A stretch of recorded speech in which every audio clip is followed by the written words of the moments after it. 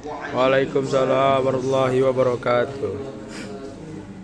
Saya akan menjelaskan tentang 10 pembahasan. Pertama itu ada pembahasan tentang studi hadis. Studi hadis itu adalah pengetahuan ilmiah yang berkaitan dengan Al-Quran. Lalu asal usulnya Al-Quran itu, habis itu struktur Al-Quran, lalu makna-makna di dalam Al-Quran tersebut. Lalu ruang lingkup Al-Quran itu sangat luas. Seperti ada pembahasannya ilmu qiraat, ilmu ijma', habis itu makiyah dan madaniyah, lalu ada asal nuzul dan lain-lain. Lalu pertumbuhan dan perkembangannya pada masa Nabi Shallallahu Alaihi Wasallam, Al-Quran itu secara langsung ditafsirkan oleh Nabi Shallallahu Alaihi Wasallam dan hafalan para sahabat. Lalu pada masa sahabat itu dari Abu Bakar, yaitu pengumpulan Al-Quran. Lalu pada masa Utsman bin Affan itu penyatuan Al-Quran. Lalu pada masa Ali bin Abi Thalib itu peletakan kaidah bahasa.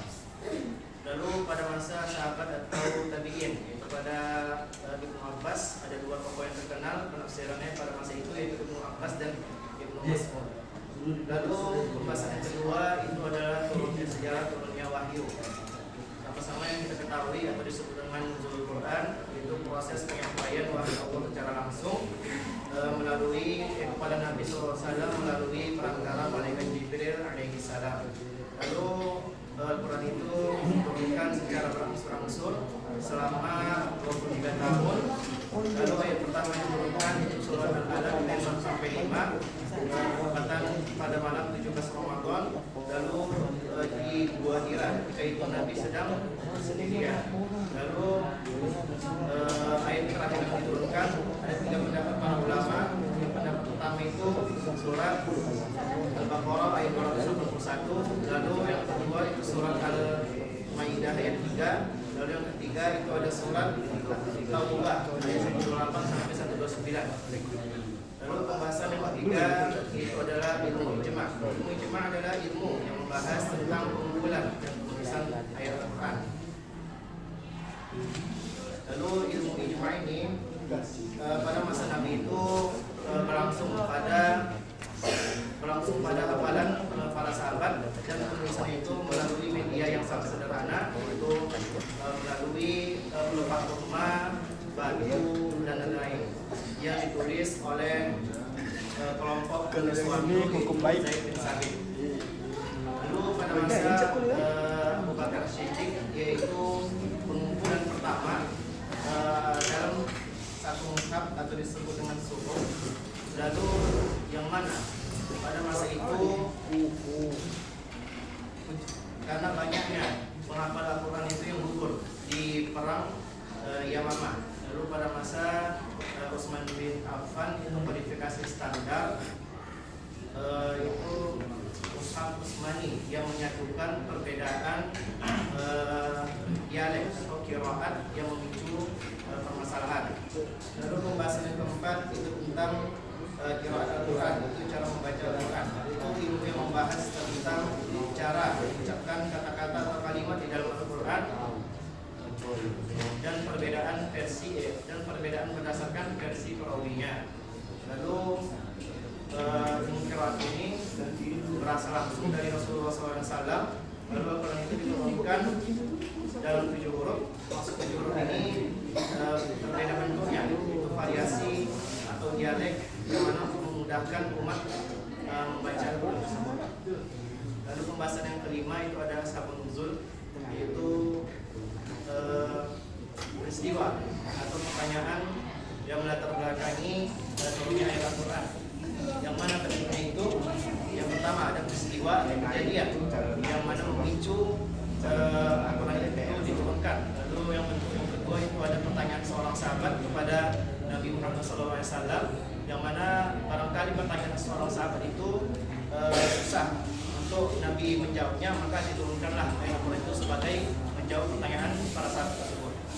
Lalu pembahasan yang keenam itu ada munasabah Al-Quran. Munasabah Al-Quran ini adalah hubungan antara ayat atau surat yang ada di dalam Al-Quran. Lalu munasabah itu terbagi pada dua. Yang pertama ada munasabah sambungan yang nyata, Yang dimaksud nyata ini adalah hubungan antara ayat atau suratnya itu jelas dan jelas tampak dan kuat. Lalu yang pembagian yang kedua itu ada muhasabah yang tidak nyata, yang mana hubungan antara ayat atau surat itu tidak kuat, yang mana bisa menggunakan penalaran atau kajian yang mendalam. Lalu pembahasan yang ketujuh yaitu ada makiyah dan madaniyah. Itu makiyah itu Al-Quran diturunkan di kota Mekah selama 10 tahun yang berisi tentang iman dan kisah Nabi terdahulu.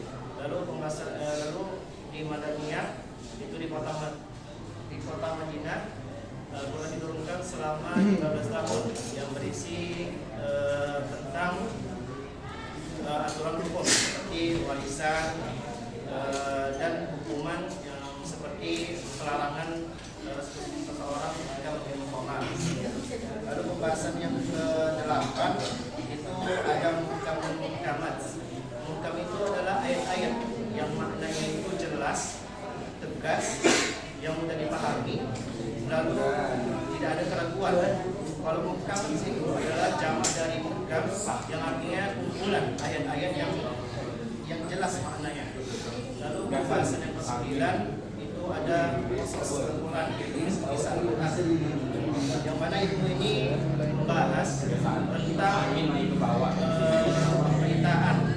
Al-Quran dan Al-Quran dari terdahulu, kisah-kisah Nabi terdahulu, lalu sejarah ayat Al-Quran tersebut, yang mana tujuannya proses Al-Quran itu menjadi bukti bahwa setiap perjalanan Nabi itu ada hasilnya. Lalu yang pembahasan yang ke-10 itu adalah Al-Quran itu sebagai pedoman hidup.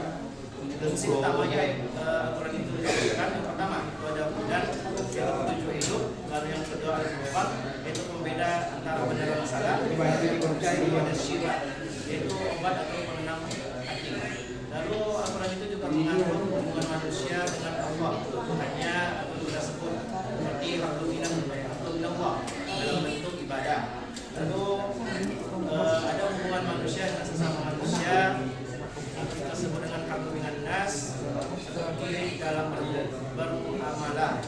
Lalu dan ada juga hubungan manusia itu dengan alam semesta, yang mana seperti kita menjaga lingkungan atau alam yang diberikan oleh Allah kepada kita, sebagaimana kita menjaga dan merawatnya. Baiklah, mungkin itu yang bisa saya sampaikan.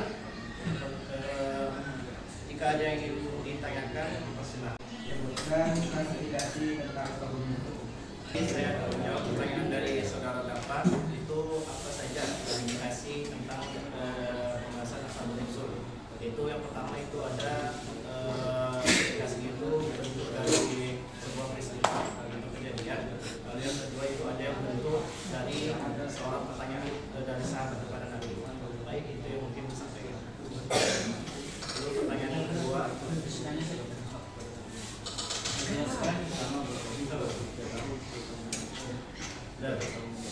Jelaskan perbedaan ciri-ciri seorang manusia dengan manusia.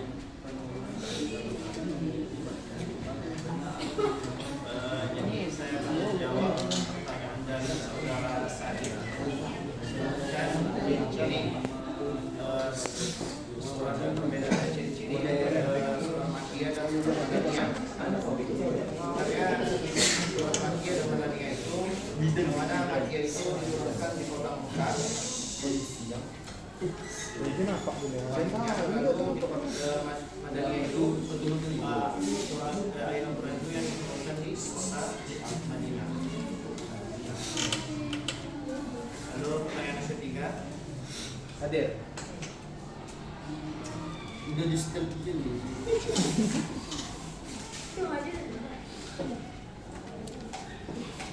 Apa manfaat mempelajari ilmu muhasabah?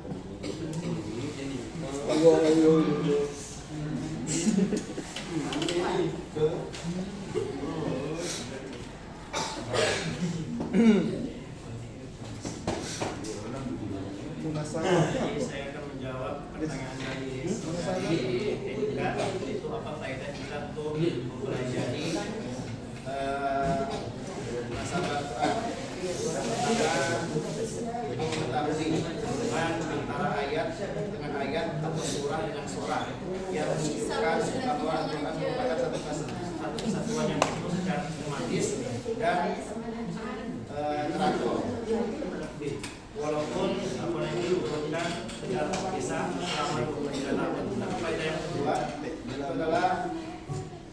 mengetahui hubungan antara bagian Aku datang ya bos. Lalu yang keempat itu membantu menafsirkan ayat-ayat Al-Quran. Baik, mungkin yang bisa saya jawab, apakah ada tambahan? Mungkin ini yang bisa saya sampaikan. Wabillahi taufiq wal hidayah. Wassalamualaikum warahmatullahi wabarakatuh. Waalaikumsalam warahmatullahi wabarakatuh.